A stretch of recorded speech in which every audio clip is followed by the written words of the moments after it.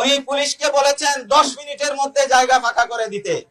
ভাই, জুলাই বিপ্লব যদি সফল না হতো তুমি উপদেষ্টা হতে পারতা না। উপদেষ্টা হওয়ার পরে তুমি পুলিশ প্রোটেকশন নিয়ে চলো।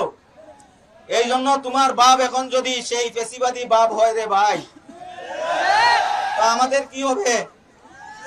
আমাদের ভাই, আমরা নিরীহ লোক, আমাদের কোনো পুলিশ প্রোটেকশন নেই, কোনো আর্মি প্রোটেকশন নেই, বিডিআর প্রোটেকশন নেই, র্যাব প্রোটেকশন নেই। তবে আমাদের প্রোটেকশন আছে। জগন্নাথ বিশ্ববিদ্যালয়ের শিক্ষার্থীদের প্রোটেকশন, জগন্নাথ বিশ্ববিদ্যালয়ের 800 শিক্ষক, জগন্নাথ বিশ্ববিদ্যালয়ের এই 800 শিক্ষকের প্রোটেকশন আমার 18,000 শিক্ষার্থী।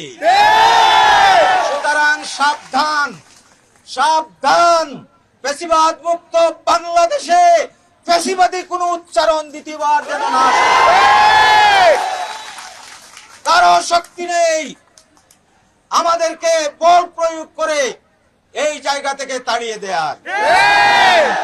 এই সরকার আমাদের সরকার, আমাদের আন্দোলনের সরকার। আমি সরকারের প্রতি দৃষ্টি আকর্ষণ করব, আর কাল বিলম্ব করবেন না।